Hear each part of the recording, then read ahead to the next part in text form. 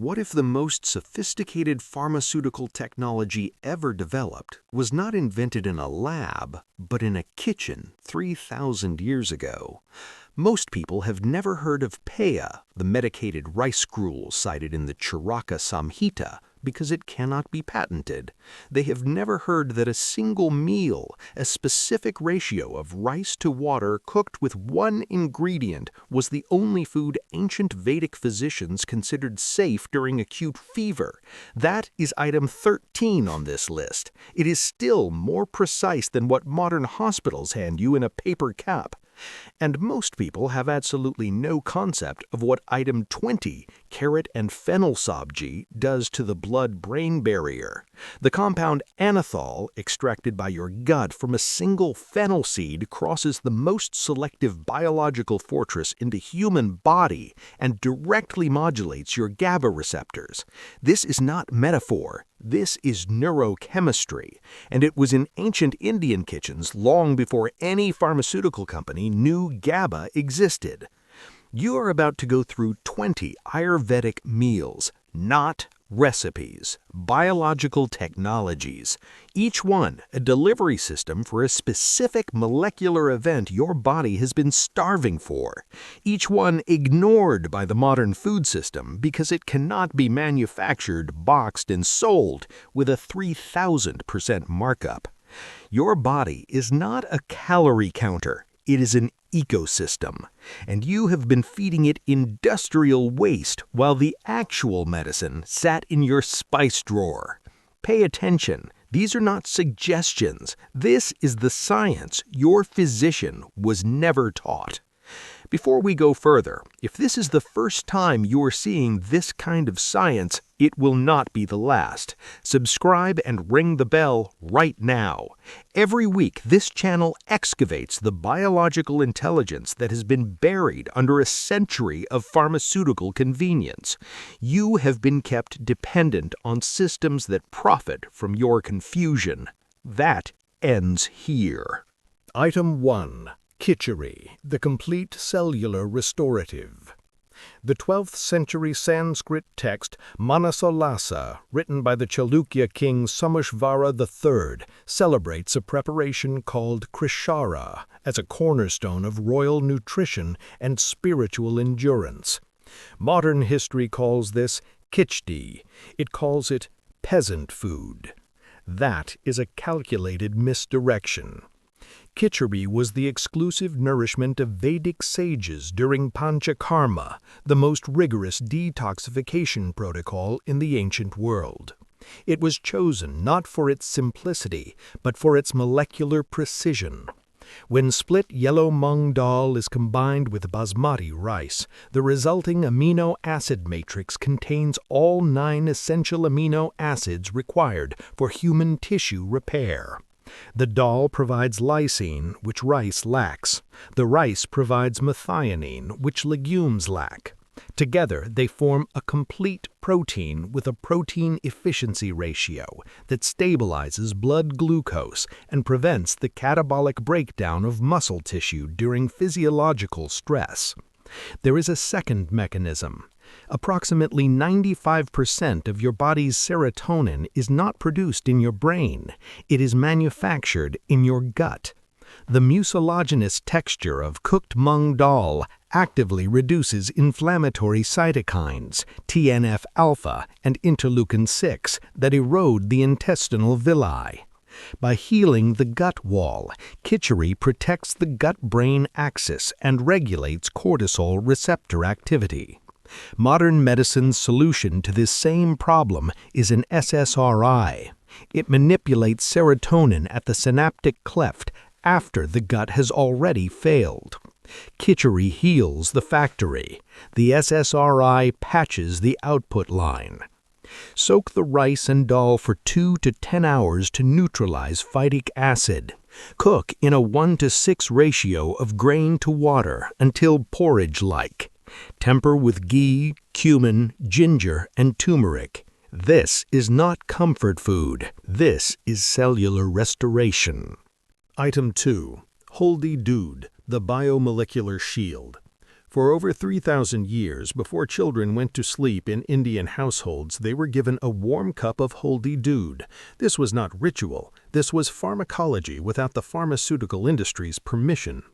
Modern health stores sell you curcumin capsules. They are almost entirely useless. Curcumin, the polyphenolic compound C2H20O6 in turmeric, is hydrophobic. Consumed dry, it is rejected by the blood. The ancient formulation knew this.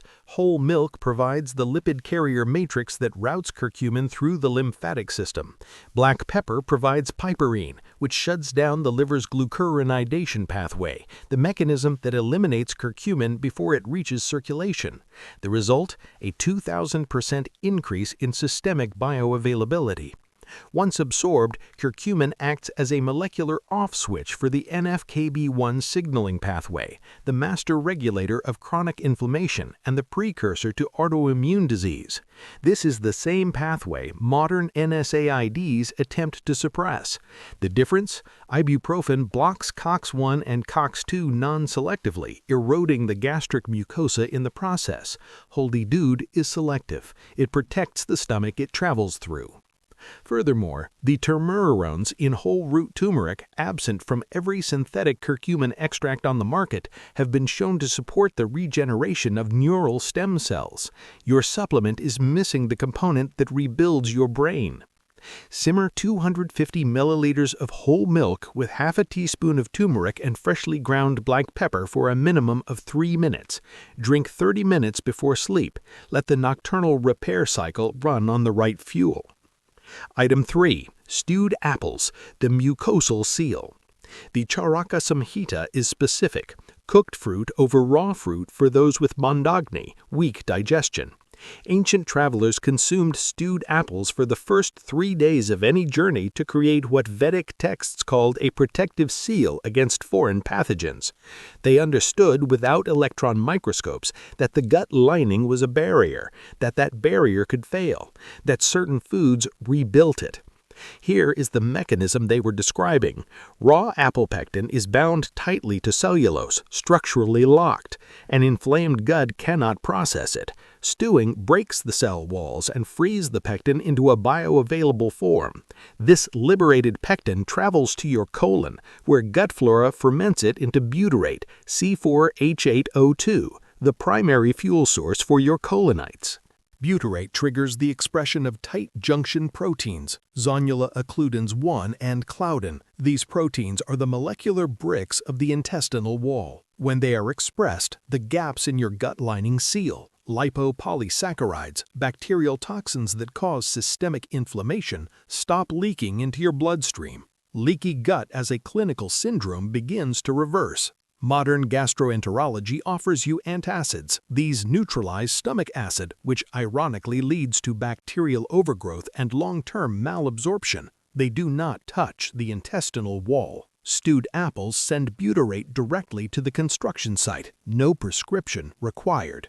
Peel 2 organic apples, simmer with 2 cloves and cinnamon until translucent. Consume on an empty stomach. You are priming the digestive tract before you ask it to handle the day. Item 4. Mung bean soup, the systemic detoxifier. The mung bean was domesticated in the Indus Valley around 1500 BC. Buddhist monks consumed a thin mung bean soup during summer months to clear excess heat from the body and the mind. They did not know the word flavonoid, but they identified the biological effect with absolute precision. Mung beans contain vitexin and isovitexin, potent flavone C glycosides. Their free radical scavenging capacity is equivalent to doses of vitamin C that would be considered therapeutic. This is not supplemental antioxidant activity. This is cellular rescue. The deeper mechanism is in the saponins. These phytochemicals function as natural chelators. They bind to heavy metals and organophosphorus toxins inside the gastrointestinal tract and facilitate their safe excretion before the liver ever has to process them. Modern medicine uses EDTA for heavy metal toxicity. EDTA is synthetic, intravenous, and taxes the kidneys. Mung soup does the same job from inside the gut, gently, while simultaneously providing B vitamins and manganese to support the liver's phase 1 and phase 2 detoxification pathways. Use whole green mung beans for maximum effect. Simmer with turmeric, cumin, and a pinch of hing until the beans dissolve into a thin broth. Drink this as a light dinner. You are not eating, you are running a maintenance protocol. Item 5. Takra, spiced buttermilk, the nectar of digestion. The Ashtanga Hridayam, one of the 3 canonical texts of Ayurveda, does not describe takra politely. It states, "He who uses takra daily does not suffer from diseases." In the clinical literature of the ancient world, this is as definitive as a statement gets. Takra is not commercial buttermilk. Commercial buttermilk is a pasteurized industrial byproduct. Traditional takra is created by whisking fresh yogurt with water and skimming the fat, a specific biotechnological process that exposes and activates probiotic strains, including Lactobacillus acidophilus and Bifidobacterium, making them more bioavailable than the dense matrix delivery of whole yogurt. The addition of roasted cumin containing humanaldehyde and rock salt creates a buffering environment that protects these bacteria through the acidic stomach. Colonization rate in the small intestine increases measurably. The whisking also introduces oxygen, enhancing aerobic bacterial growth. The fat removal makes the preparation lagu, light, enabling penetration into the microchannels of the body that denser foods cannot reach. Modern medicine's response to digestive dysfunction is a proton pump inhibitor, a drug that shuts down stomach acid production, leading to vitamin B12 depletion and bone density loss over time. Takra does not suppress acid. It optimizes the entire system. It is a living food that replaces a pharmaceutical intervention. Whisk 1 part fresh unsalted yogurt with 4 parts room temperature water. Skim the foam. Add roasted cumin, dry ginger, and Himalayan rock salt. Consume slowly after your midday meal. This is the difference between food that feeds you and food that processes you. Item 6. Masoor dal soup, the hematological tonic. The Rig Veda names it. The Charaka Samhita classifies it. Masoor dal, red lentil, is designated Varnya in the oldest medical literature on earth. That Sanskrit classification means it purifies the blood and improves the skin at the same time. Most dermatologists have never read this. Most hematologists have never either. They treat the blood and the skin as separate systems. Ayurveda knew they were the same problem. In ancient clinical practice, Masoor dal was the designated recovery food for Pitta-type inflammatory conditions, skin rashes, fevers, internal heat. It was further categorized as grahi, meaning absorbent, used specifically to dry up excessive internal moisture and halt the formation of pus in chronic wounds. This is not folklore. This is wound care biochemistry described without a medical license 3,000 years before germ theory existed. The mechanism is in the kashaya, the astringent taste. In Ayurvedic pharmacology, astringency signals the presence of high-density tannins and phenolics. These compounds trigger a slight contraction of the gut lining. In clinical terms, this mucosal contraction is exactly what modern gastroenterology attempts to induce pharmacologically during acute inflammatory bowel flares. Masoor dal does it through food. The hematological mechanism is just as precise. A single cup of red lentils contains 6 milligrams of iron and a dense concentration of folate, the 2 molecules required for erythropoiesis, the biological manufacturing of red blood cells. The iron here is biocomplexed, meaning it is embedded inside a fiber-rich cellular matrix. Your body processes it without the gastric violence of synthetic ferrous sulfate, the iron salt prescribed for anemia that causes metallic taste, constipation, and gut irritation in the majority of patients who take it. There's a third mechanism the dossier flags, and it is the most alarming. Masoor dal contains protease inhibitors that have demonstrated chemopreventive effects against colon cancer cells. This is not homeopathy. These are studied, identified compounds. They're sitting in a lentil you can buy for under $2 a pound. Modern dermatology's answer to inflammatory skin conditions is a topical corticosteroid, a drug that suppresses the surface symptom while leaving the blood that caused it completely unaddressed. Masoor dal goes to the source. It lowers excess heat in the plasma, what biochemistry identifies as oxidative stress, reducing cardiovascular plaque formation that drives both skin inflammation and arterial disease simultaneously. Simmer split red lentils with turmeric and sea salt until they dissolve into a smooth orange-gold liquid. Temper with ghee and cumin to counter the dry nature of the kashaya rasa. This is the recovery meal for anemia, chronic fatigue, and inflammatory skin. It works on all three for the same reason. Item 7. Ayurvedic oatmeal, the neurostabilizer. In the Ayurvedic system, the category of santarpana meals, instant nourishment for depleted tissues, was a clinical classification, not a comfort food category. Gruels and porridges were the designated food for ojavadana, the rebuilding of vital energy after the body had been taxed beyond its reserves. They were prescribed for the elderly, for postpartum mothers during the golden 40 days, for the messenger's meal, given to those required to sustain high-endurance physical or mental output for extended periods without rest.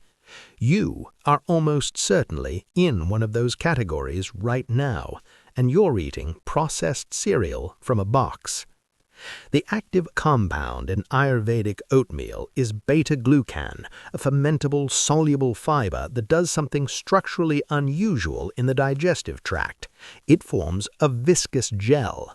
This gel physically slows the rate at which your stomach empties, producing a sustained, calibrated release of glucose into the bloodstream, instead of the spike and crash cycle that drives chronic inflammation, insulin resistance, and the post-meal cognitive fog that modern productivity culture normalizes as just how afternoons feel.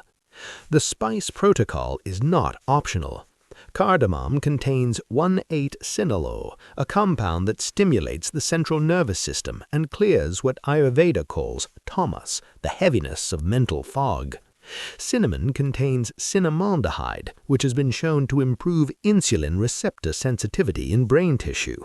These spices are not flavoring, they are activators. They tell the mineral content of the oat, magnesium, phosphorus, manganese, where to go and how to be absorbed. Remove the spices and you have a nutritionally inferior product. Modern instant oatmeal has had its bran and germs stripped away, then pre-cooked and dehydrated for shelf life. The glycemic index of this processed product is significantly higher than its whole grain source. You are eating something specifically engineered to be convenient at the cost of everything that made the original food medicinal. The health food version is the product that caused the problem it claims to solve.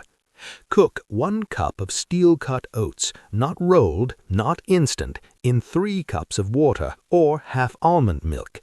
Add 2 crushed cardamom pods and a pinch of cinnamon. Include a small handful of soaked peeled almonds to build ojas. Eat it warm.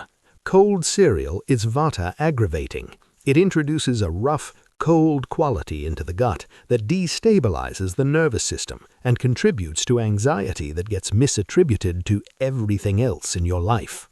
Item 8. Beetroot soup, the nitric oxide catalyst. Beetroot was first domesticated in Babylonia in the 8th century BC. Ancient Vedic physicians recognized its deep red color as a direct biological signature, a signal of its affinity for the Rakta Dhatu, the blood tissue.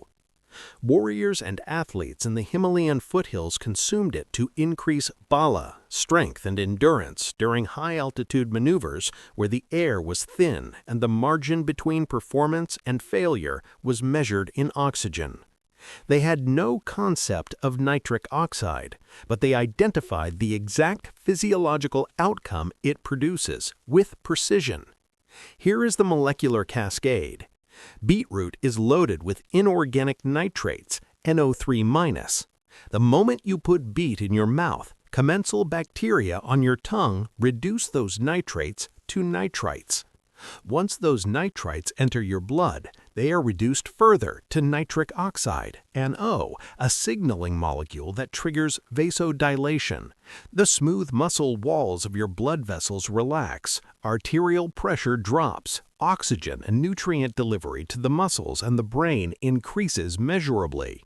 This is not a supplement claim. This is endothelial physiology.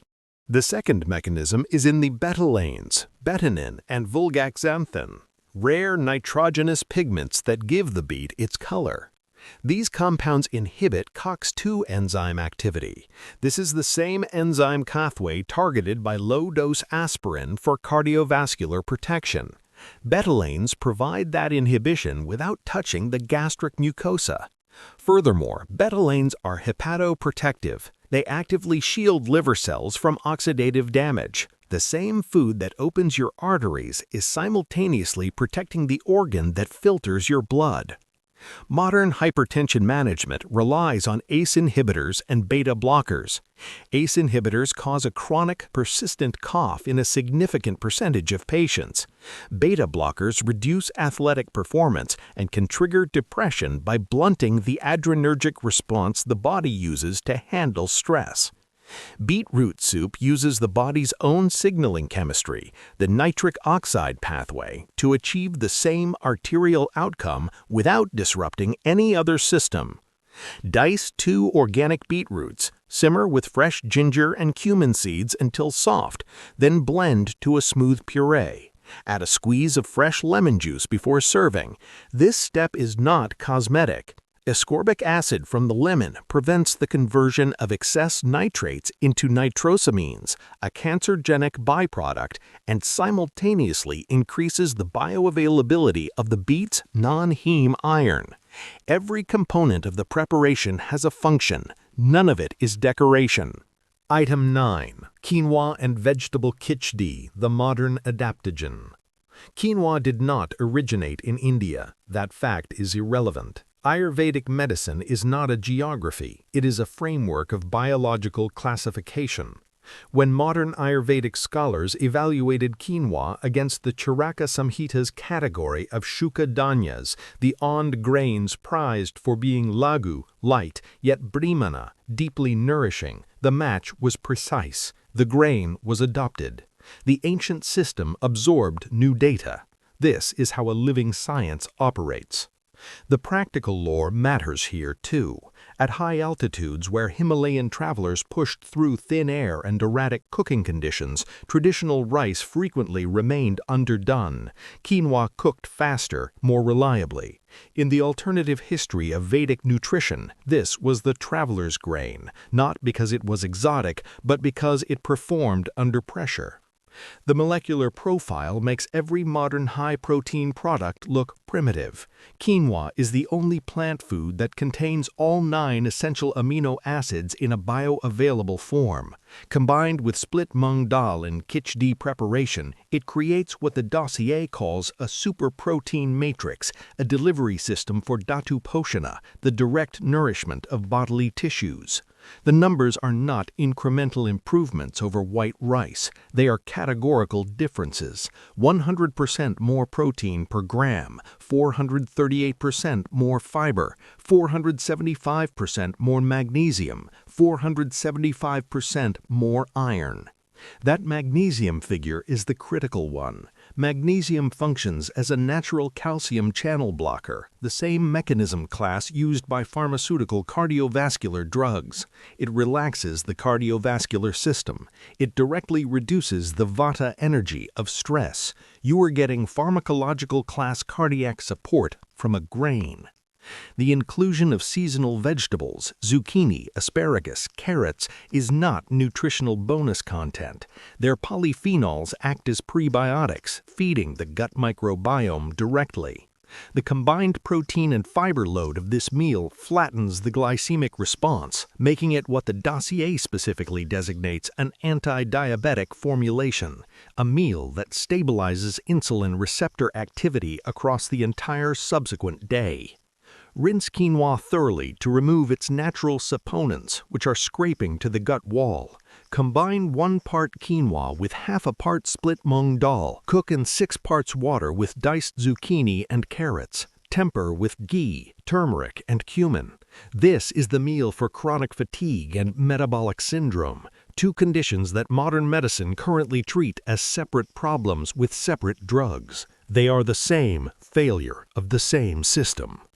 Item 10. Spinach and garlic sabzi, the arterial purifier.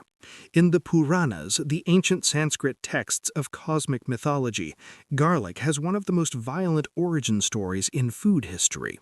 During the Samudra Manthan, the churning of the Milky Ocean, the demon Rahu disguised himself as a god and stole a sip of Amrita, the nectar of immortality. Lord Vishnu beheaded him in the act. As Rahu's severed head fell, a drop of nectar mixed with his blood struck the earth. Garlic grew from that spot. This origin story encodes a pharmacological truth. Garlic possesses the healing power of nectar, rasayana, the life-extending class, but it is simultaneously classified as tamasic because of its demonic origins. The dual classification is not superstition. It is an acknowledgement that garlic is powerful enough to destabilize as well as heal. That recognition of dose and context, the idea that the most potent medicines carry the highest risk of misuse, is absent from modern over-the-counter supplement culture entirely. The biochemical mechanism begins the moment you crush a clove. The enzyme allanase, sequestered in garlic's cell walls, comes into contact with allan. The reaction is immediate. Allan converts to allicin, C6H10O2S2, a potent organosulfur compound that is clinically documented as a natural platelet aggregation inhibitor. It reduces the clumping of blood cells that form atherosclerotic plaque. It is, by mechanism, a food-based blood thinner.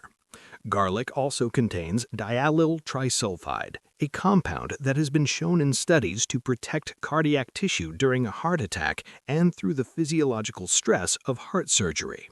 This is not a mild protective effect. This is a molecule that keeps myocardial cells alive under acute ischemic conditions. The spinach component operates through a parallel but synergistic pathway.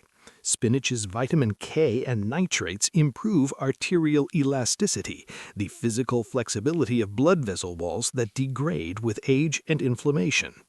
Together, the sabzi triggers glutathione production in the liver. Glutathione is the body's master antioxidant, the primary mechanism by which heavy metals and environmental toxins are cleared from the bloodstream. You are eating a cardiovascular drug and a liver detoxification protocol simultaneously. Modern statins inhibit the HMG-CoA reductase pathway to suppress cholesterol production.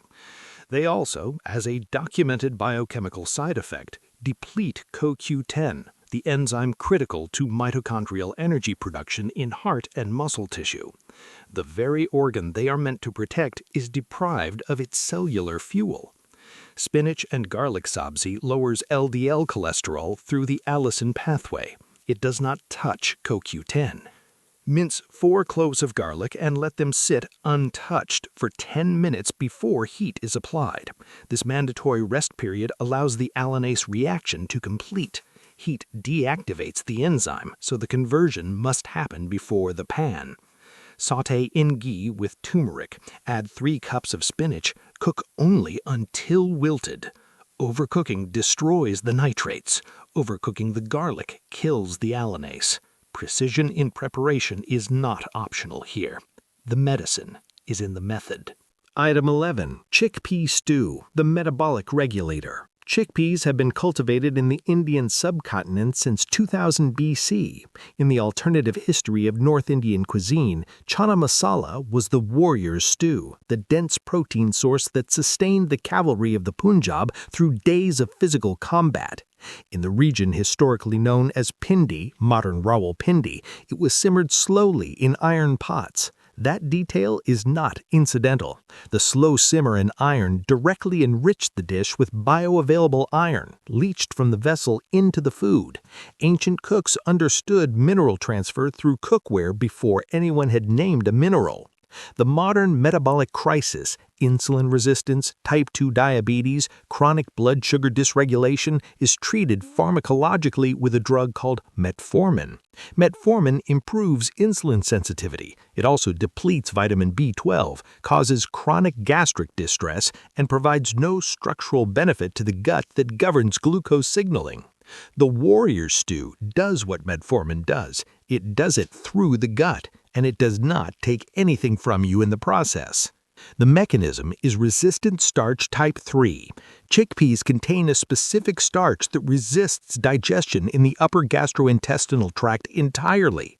It reaches the colon intact, where it becomes a direct feeding substrate for Bacteroides, the class of bacteria most associated with lean metabolic phenotype and insulin sensitivity. The fermentation of this resistant starch produces a surge of butyrate that has been shown to improve insulin sensitivity by up to 30%. The effect does not stop at the current meal. Chickpeas exhibit what the dossier identifies as the second meal effect, a documented phenomenon where the low glycemic response generated by chickpeas improves glucose tolerance for the next meal consumed, even if that subsequent meal contains simple sugars.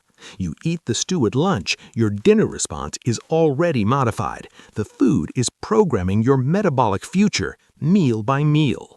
There is a third mechanism that operates entirely outside glucose management.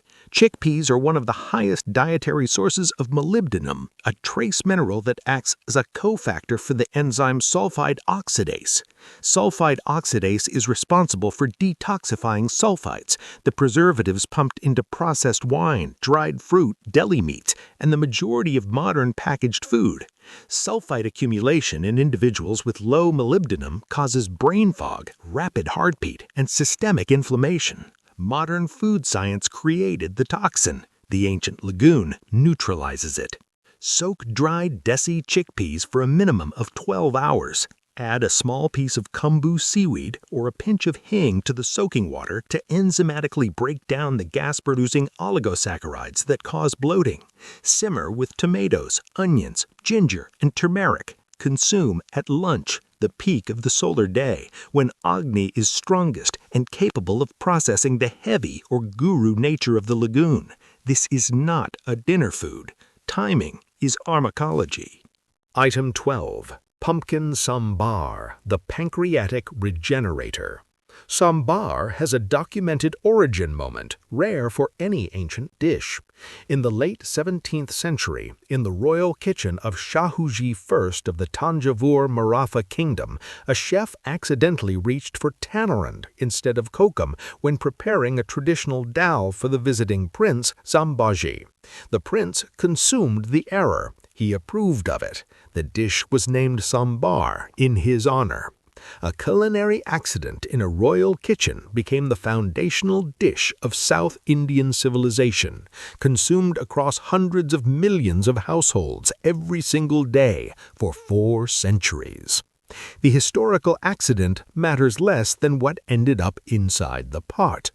The formulation that evolved, red pumpkin, tamarind broth, tur dal, and sambar powder, anchored by fenugreek, is, by the dossier's clinical analysis, one of the most precisely targeted anti-diabetic meal systems in documented nutritional history. The mechanism begins with the pumpkin. Red pumpkin, Cucurbita maxima, contains specific polysaccharides that have demonstrated in research the ability to regenerate damaged pancreatic beta cells. These are the insulin-producing cells that type 2 diabetes progressively destroys. Modern pharmaceutical intervention manages the downstream hormonal failure. This food addresses the upstream cellular destruction. The tamarind broth is not flavor. It is tartaric acid, a prokinetic compound that stimulates gastric emptying and prevents the formation of ama, the metabolic residue that clogs the scrotus. A stagnant digestive tract is an inflamed digestive tract. The tamarind keeps the system moving. The fenugreek in sambar powder contains 4-hydroxyisoleucine, a non-protein amino acid with a documented and unusual pharmacological property. It stimulates insulin secretion in a glucose-dependent manner. This means it only activates when blood glucose is elevated. It does not trigger hypoglycemia. It does not overshoot. It is a self-regulating insulin sensitizer embedded inside a spice blend used in everyday South Indian cooking, operating with the precision that modern pharmaceutical engineers spend billions of dollars attempting to replicate in injectable form. The Tourdal component, pigeon peas, provides high concentrations of potassium and magnesium, supporting cardiac rhythm and dampening the hypertensive vata energy that co-occurs with metabolic syndrome. The entire bowl addresses the cardiovascular, pancreatic, and digestive dimensions of diabetes simultaneously. Modern diabetic dietary advice gives you a calorie count. Pumpkin sambar gives you a biological intervention. Dice 2 cups of red pumpkin. Boil with 1 cup of Tourdal and 2 tablespoons of sambar powder. Tamarind paste is mandatory. It is not optional seasoning. It is the enzyme activation component. The final tarka, the tempering of mustard seeds and curry leaves in ghee, is also non-negotiable. The ghee provides the fat-soluble carrier required for the absorption of pumpkin's beta-carotene. Remove the fat and you absorb a fraction of the carotenoid content. Every preparation step is a biochemical decision. Item 13. Peya, medicated rice gruel, the internal hydrator. The Charaka Samhita designates Peya as the foundational healing liquid of the entire Ayurvedic clinical system. This is the food that comes before all other foods. The 7th century text Madhava Chikitsa, the definitive ancient manual on disease classification, specifies that Peya is the only safe nourishment during jwara, acute fever. Not chicken soup, not sports drinks, this specific preparation and nothing else. Ancient teachers called it the voice restorer. It was administered to Vedic chanters and scholars who spent entire days in continuous Sanskrit recitation to maintain the hydration, mineral balance, and mucosal integrity of the vocal apparatus. They described the effect. The mechanism behind it waited 3,000 years to be identified. Peya is made by cooking rice in 14 parts water. That ratio is not approximate. It is a clinical specification. At 1:14, the starch granules in the rice swell, rupture, and dissolve into the water, creating a colloidal suspension of pre-digested carbohydrates. The resulting liquid is not rice water. It is an oral rehydration solution with a biochemical profile the World Health Organization has been attempting to replicate with synthetic glucose electrolyte formulas since the 1960s. The dissolved minerals from the rice, potassium, silicon, and magnesium, restore intracellular fluid balance in a depleted body. The colloidal starches provide easily absorbable glucose to the brain without the metabolic burden of digesting a solid meal. When an acutely ill body is redirecting its energy towards immune response, Peya removes digestion as a competing energy demand entirely. The body does not have to work for this food. The food arrives pre-processed. The medicated variant, cooked with long pepper, pipali, and ginger, adds an active respiratory dimension. These spices clear mucus from the srotas, the microchannels of the body, reducing kapha stagnation in the lungs and bronchial passages. The same bowl that rehydrates the feverish body also clears the respiratory tract.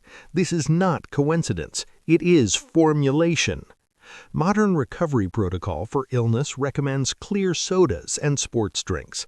They contain high fructose corn syrup, a tamasic compound that taxes the liver precisely when the liver is already under maximum immune response load.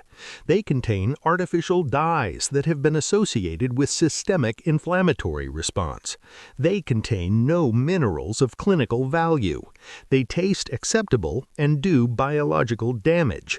Paya tastes bland and reverses cellular dehydration at the ionic level. Boil 1 tablespoon of red rice in 14 parts water with a slice of fresh ginger and a pinch of rock salt.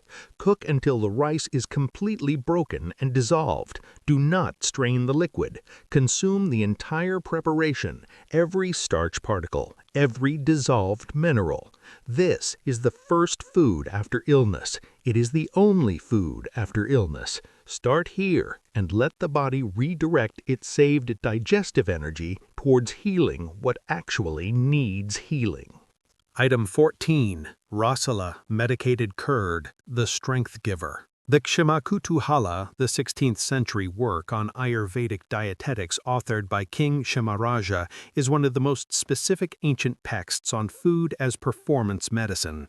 It documents rasala, also known as shikharini, as a dish designed to provide instant physical restoration to bodies operating under extreme heat stress and energy depletion. The lore attached to it is precise.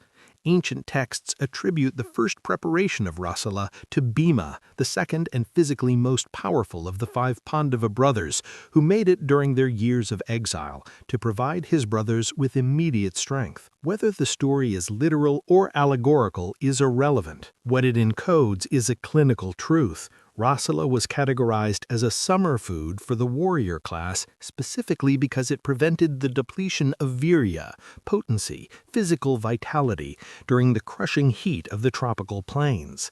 The food was prescribed to a specific population for a specific physiological condition at a specific time of year. This is not comfort food. This is seasonal performance nutrition. The mechanism operates through fermentation chemistry. Rasala begins with hung curd, yogurt that has been suspended in muslin cloth for 4 hours to drain the whey, consolidating the protein and the probiotic content into a dense Greek-style base. The fermentation process that produced the original yogurt generates bioactive lactotripeptides, short peptide sequences that have documented ACE inhibitory properties. ACE inhibition lowers blood pressure. During heat stress, when the cardiovascular system is under maximum load and arterial pressure spikes, these lactotripeptides provide a food-sourced hypotensive response. The spice protocol appears contradictory until you understand its logic. Cardamom, cloves, and black pepper are heating spices added to a cooling dairy base. This is not careless combination. These Agni-kindling compounds counterbalance the cold and heavy nature of the curd, preventing it from extinguishing the digestive fire, generating mucus buildup, or sitting stagnantly in the gut. The spices transform the dairy from a potential kapha aggravante substance into a prokinetic that stimulates appetite, while simultaneously providing brimhana, the specific Ayurvedic category of nourishment that rebuilds tissue mass in those who are depleted, emaciated, or physiologically exhausted. Modern protein yogurts address none of this. They are loaded with carrageenan, a thickening agent derived from seaweed that in its degraded form has been associated with intestinal inflammation. They contain refined white sugar, which creates a glucose spike that ends in a crash, the opposite of sustained virya. They use synthetic flavors that provide sensory satisfaction with zero biological information. Rasala uses jaggery and whole spices, which carry what Ayurveda calls yogavahi properties, the ability to carry nutrients deeper into the dhatus, the tissue layers, than food alone can reach. Hang 500 grams of fresh yogurt in muslin cloth for 4 hours. The resulting concentrated curd is the base. Mix with a small amount of jaggery, a pinch of black pepper, ginger powder, and crushed cardamom. Consume as a midday snack or post-meal dessert during summer. The instant effect is a measurable drop in cardiovascular load and a restoration of physical stamina that modern sports nutrition achieves only with caffeine, synthetic electrolytes, and a list of ingredients that requires a chemistry degree to parse. Item 15. Ojas Energy Balls, the Vitality Reserve. Ojas is the concept that separates Ayurveda from every other nutritional system ever developed. It is not a vitamin, it is not a macronutrient. The Vedas define it as the refined biological essence of all 7 bodily tissues, the final, most concentrated output of perfect digestion, perfect sleep, and perfect nourishment. When your ojas is full, your immune system is impenetrable, your skin is luminous, and your mind is calm under pressure. When your ojas is depleted through chronic stress, poor sleep, processed food, and excessive stimulation, you become what most of the modern world currently is: exhausted, inflamed, and running on cortisol. The Modakas, the Ojas energy ball, was the prescribed corrective. Ancient lore records the goddess Parvati offering her son Ganesha as the symbolic fruit of wisdom. In the military campaigns of the Deccan Plateau, these were the rations of the elite, a concentrated delivery system for prana that did not spoil in tropical heat and did not require preparation in the field. They were built to be consumed by those for whom ordinary food was insufficient. The formulation is a dense delivery of 3 categories of biological ammunition.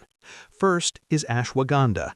This adaptogenic root contains withanolides, steroidal lactones that modulate the hypothalamic pituitary adrenal axis. The HPA axis is the hormonal command structure that governs your stress response. Chronic modern stress keeps the HPA axis in a state of dysregulated hyperactivation, flooding the body with cortisol that degrades muscle tissue, impairs immune function, and accelerates cellular aging. Withanolides have been documented to lower serum cortisol by up to 28%.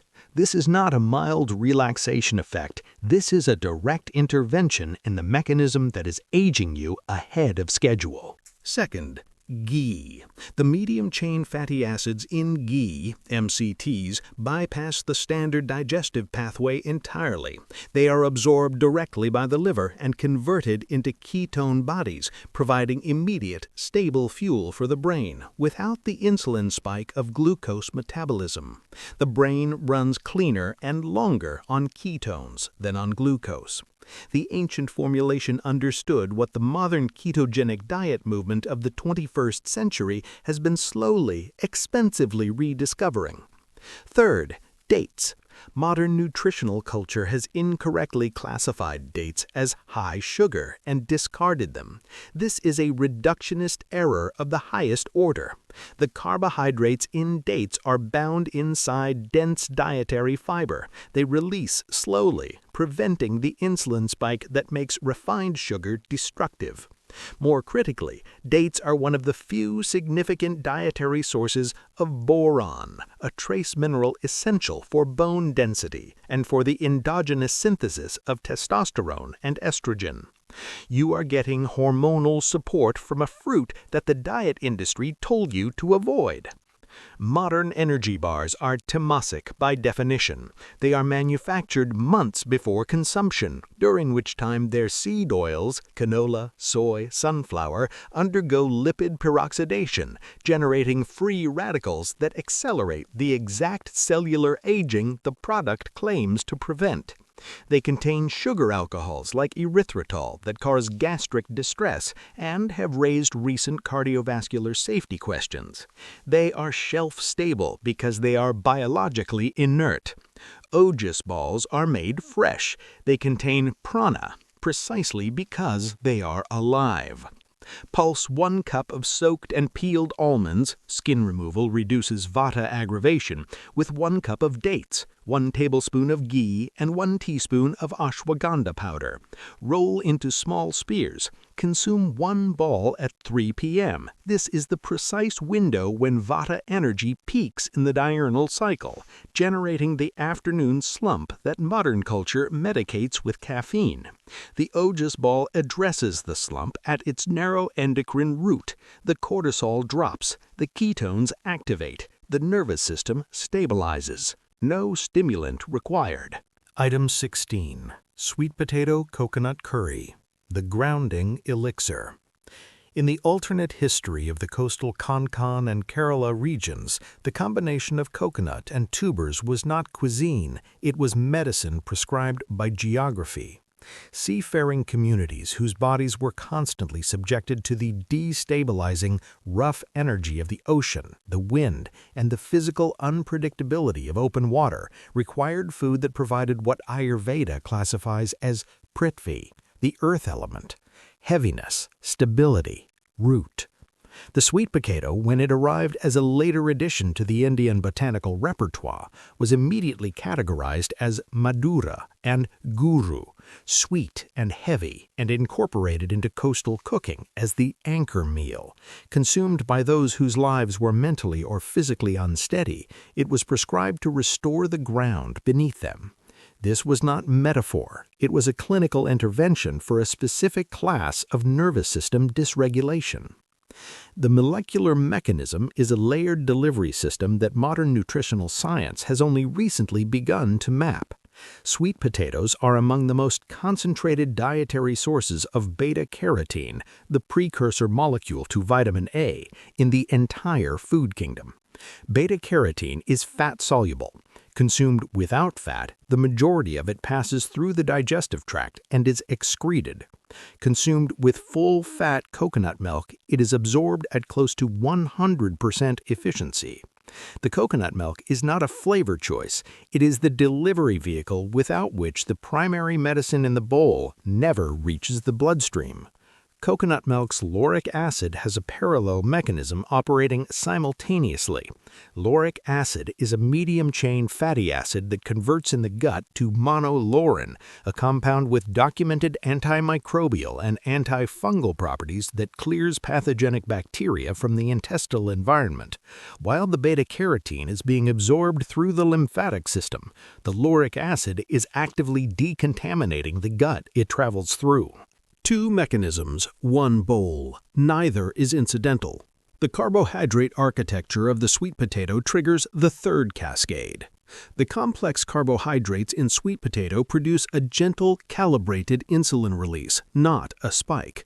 This controlled insulin signal opens the blood-brain barrier to the transport of tryptophan, the amino acid precursor for both serotonin and melatonin. The result is a measurable increase in CNS serotonin synthesis and a priming of the melatonin cycle for deep sleep. You are not just eating dinner, you are pharmacologically initiating the neurochemical sequence your brain requires to rest, repair, and consolidate the day. Modern diet culture has spent decades promoting low-fat versions of curries like this one. The instruction to remove the coconut milk to replace full fat with light is a biological catastrophe dressed as nutritional advice. Without the fat, vitamins A, D, E, and K, every fat-soluble vitamin in the meal, become unabsorbable. The vegetable becomes decorative. Furthermore, synthetic vitamin A supplements, the pharmaceutical replacement for dietary carotenoids, carry genuine toxicity risk at high doses because they deliver preformed retinol that bypasses the body's conversion regulation. Sweet potato delivers pre-carotene. The body converts it to vitamin A only as needed in precisely the amount required. There is no overdose pathway. The food self-regulates. The supplement does not. Simmer chunks of organic sweet potato in full-fat coconut milk with turmeric, ginger, and cardamom until the potato is completely yielding. Do not thin the coconut milk. Do not substitute a low-fat alternative. The fat is the point. This is the dinner for insomnia, for chronic anxiety, for the person who cannot switch off, the meal that speaks directly to the nervous system in the biochemical language it was designed to receive. Item 17. Whole mung dal, the blood sugar stabilizer. In the ancient medical texts, the condition described as excessive urination, prameha, was recognized as a metabolic failure state characterized by the body's inability to retain and utilize its own resources. The modern diagnosis is diabetes. The ancient prescription was whole mung dal, classified as a maha oshadha, a great medicine, not a food. The distinction mattered. Foods nourished. Great medicines corrected systemic failures that foods alone could not address. The Himalayan yogis made it their daily protein. They did not choose it for convenience. They chose it because it was believed to dry up the sticky ama, the metabolic waste product of incomplete digestion that clogs the arteries and clouds the cognitive channels. In Vedic agricultural tradition, the whole, unhusked bean was considered more prana-rich than the split version, specifically because it retained its skin. The life jacket, as the dossier terms it, remained intact until the moment of consumption. That skin is where the primary medicine lives. The green husk of whole mung is exceptionally concentrated with vitexin and isovitexin, the same flavone C glycosides identified in item 4, here operating in their most potent form, in the part of the bean that the split version has been mechanically removed. These compounds are clinically documented inhibitors of alpha-glucosidase, the intestinal enzyme responsible for breaking down complex carbohydrates into simple sugars for absorption. By inhibiting this enzyme, whole mung physically flattens the blood sugar curve at the point of digestion before glucose ever enters the portal blood supply. This is upstream intervention. The glycemic spike is prevented, not managed after the fact. The second mechanism operates deeper in the gut. Whole mung is a source of type 2 resistant starch, which significantly increases the production of glucagon-like peptide, GLP-1, in the intestinal L cells. GLP-1 is the body's own signal for satiety and insulin regulation. It tells the pancreas how much insulin to release. It tells the brain the stomach is full. It governs the entire post-meal metabolic cascade with a precision that pharmaceutical engineers have been attempting to replicate for decades. The drug they produced is called Ozempic. It is a synthetic GLP-1 receptor agonist, injected weekly, currently prescribed to hundreds of millions of patients globally. Its documented side effects include severe nausea, accelerated muscle mass loss, and in a subset of users, a condition described as digestive paralysis. The stomach loses motility and stops emptying. Whole mung dal stimulates the body's own GLP-1 production through fermentation chemistry in the colon. It builds bala, physical strength, rather than catabolizing it. There is no injection, there is no side effect profile. There is a bean that has been available in every Indian kitchen for 3,000 years. The preparation protocol is not optional. Soak whole green mung beans for 12 hours until they begin to pre-sprout, the period when the enzyme activity within the seed peaks and the seed's own defenses begin to lower.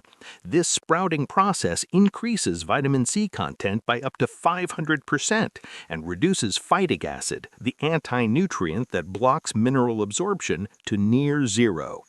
Pressure cook with turmeric and hing.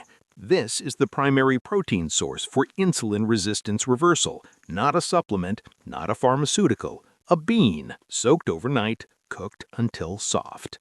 Item 18. Barley and vegetable stew, the scraper of arteries. Barley predates rice and wheat in Vedic importance. This is the foundational historical fact that modern nutrition has entirely erased. The Rig Veda calls Yava, barley, the friend of the gods. It was the primary grain of Homa, the sacred fire ritual, chosen to represent agricultural purity and divine sustenance.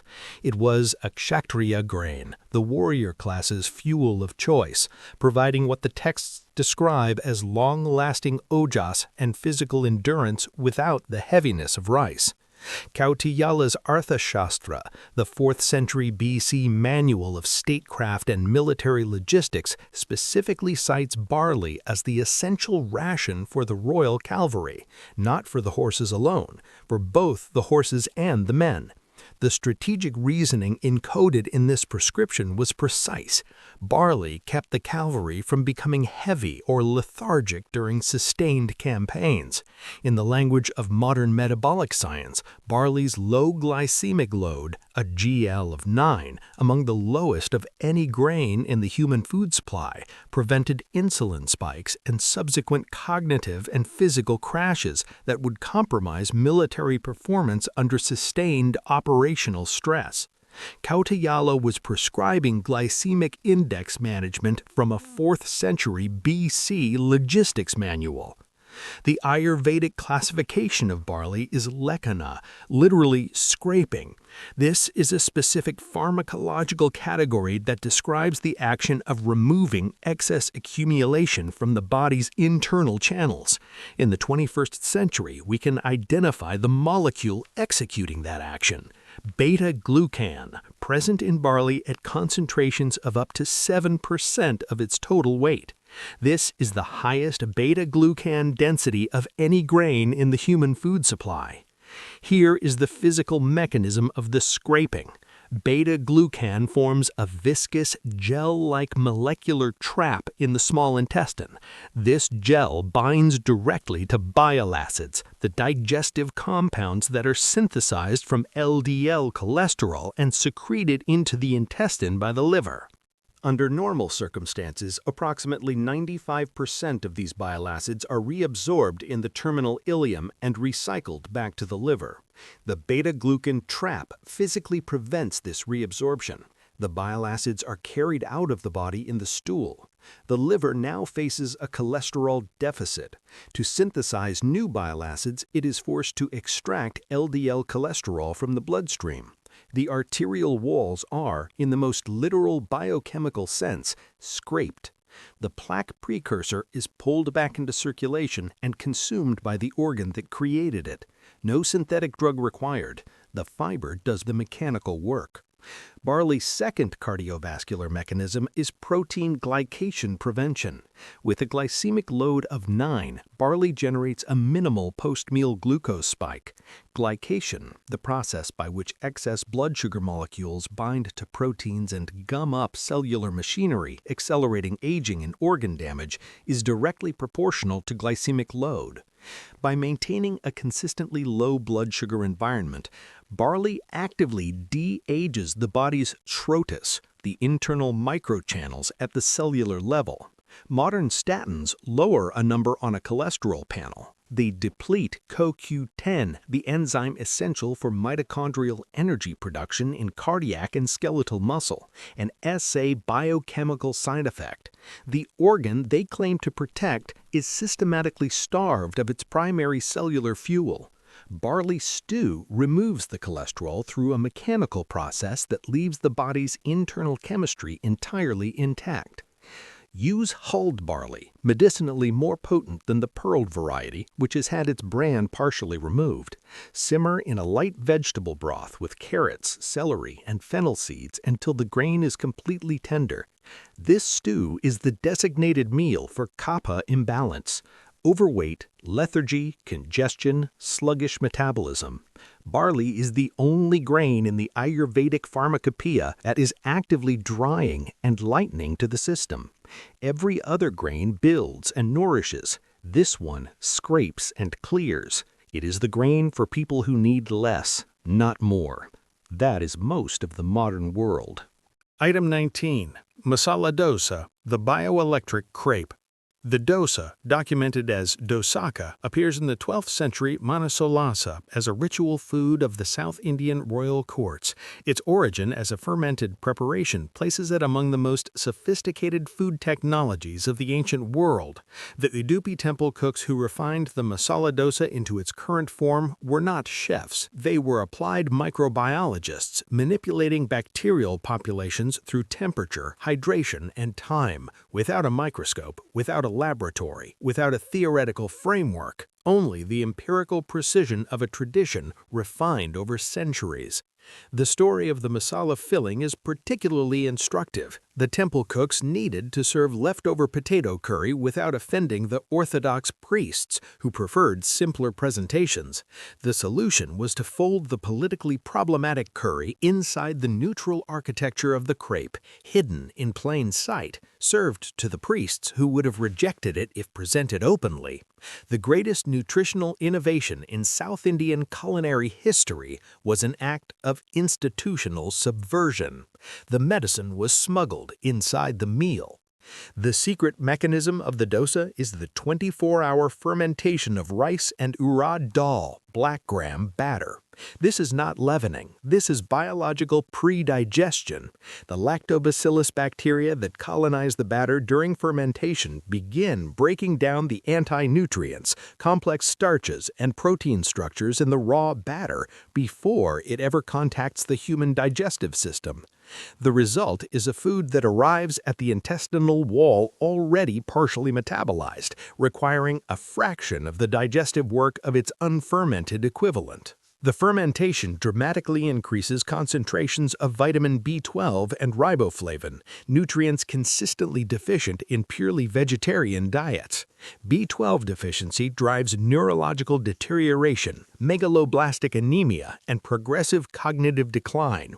The fermented dosa provides it from a plant-based source through a microbial synthesis that the ancient kitchen had operationalized millennia before nutritional science identified the deficiency it prevents. The lactic acid bacteria generated during fermentation produce short-chain fatty acids that lower the pH of the gut environment, creating acidity that is hostile to pathogens like salmonella. The batter itself is a self-sterilizing medium. As the beneficial bacteria proliferate, they produce the chemical conditions that eliminate their competition. The food is not just safe to eat, it actively makes the gut safer as it passes through. The urad dal component adds a third dimension. Black gram is exceptionally concentrated in phospholipids, the structural molecules that form the bilayer membranes of every neuron in the brain. Dietary phospholipid deficiency is directly associated with degradation of neural membrane integrity, impaired cognitive signaling, and accelerated neurological aging. This is not a benefit that manifests over years. Neural membrane integrity is a daily maintenance requirement. The dosa addresses it with every serving. Finally, the potato filling, when cooked and slightly cooled, undergoes a structural transformation. The starch retrogrades, its molecular architecture reorganizes, converting a significant portion from digestible starch to type 2 resistant starch. This resistant starch travels to the lower colon intact and provides a massive prebiotic surge to the resident microbiome. The meal that starts as a fermented bacterial culture ends by feeding a second bacterial culture inside you. Prepare the batter from organic rice and whole urad dal. Ferment in a warm place for a minimum of 12 hours until the surface is visibly aerated, full of gas bubbles, and faintly tangy to smell. Do not rush this step. The biological activity is the product. Serve with steamed seasonal vegetables, not only potatoes, to increase phytonutrient density across the filling. The instant benefit is measurable, a surge in B vitamins reaching the nervous system and a significant improvement in gut-brain axis communication within hours of consumption. Modern gluten-free breads simulate the texture of wheat with synthetic gums and industrial starches that drive the gut inflammation they claim to avoid. The dosa is alive. It carries prana because the bacteria inside it are still metabolizing when it reaches you. You have just received 20 clinical formulations that the global pharmaceutical industry has no financial interest in you knowing. These meals do not require a prescription. They do not produce dependency. They do not have a side effect profile that takes up 2 pages of a package insert. They require a kitchen, a pot, and the information you now have. If this has changed how you understand what food is capable of, subscribe and ring the bell, because this is not where it ends, it is where it starts. Item 20. Carrot and fennel sabji, the cognitive clarifier. The Bhava Prakash Samhita, the authoritative 16th century Ayurvedic compendium on materia medica, classifies the carrot as grijana, meaning a root that is simultaneously balya, strengthening, and medhya, meaning intellect promoting.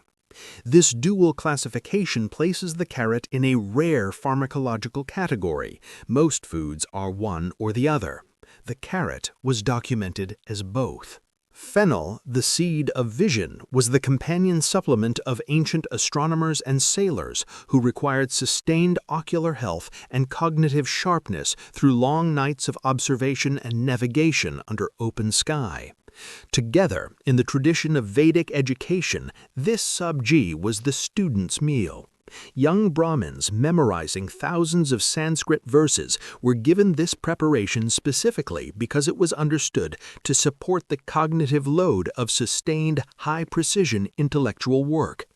They were eating a nootropic. They just did not have that word. The carrot's primary neuroprotective compound is falcarinol, a natural polyacetylene that has been shown in research to reduce the risk of neuroinflammation and to protect the brain's dopaminergic neurons. Dopaminergic neurons are the cells that govern motivation, focus, and executive function. Their progressive degradation is the neurological substrate of Parkinson's disease, cognitive decline, and the pervasive motivational flatness that modern psychiatry increasingly attempts to treat with dopamine-targeting pharmaceuticals. Falcarinol does not stimulate dopaminergic neurons artificially. It protects the ones you already have from the inflammatory processes that destroy them. This is preservation, not stimulation. The distinction is critical. Fennel's mechanism is more structurally significant. Anethole, the primary bioactive compound in fennel seed, possesses a property that is pharmacologically rare and functionally extraordinary. It crosses the blood-brain barrier. The blood-brain barrier is the most selective biological boundary in the human body. It exists specifically to prevent compounds that circulate in the bloodstream from reaching the brain's neural tissue. Most molecules never cross it. Anethole does. And once inside the central nervous system, it modulates two of the brain's primary inhibitory and excitatory signaling systems simultaneously, the GABAergic and glutamatergic pathways. GABA is the nervous system's primary brake. When GABAergic signaling is insufficient, the result is anxiety, hyperarousal, insomnia, and the inability to shift out of threat response mode. Glutamate is the nervous system's primary accelerant.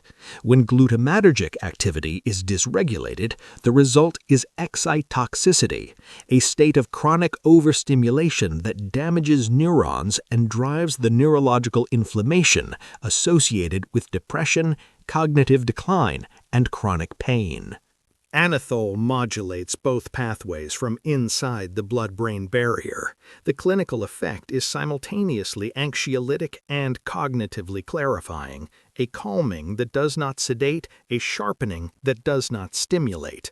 It is a natural nootropic with a dual pathway mechanism that no synthetic supplement currently matches.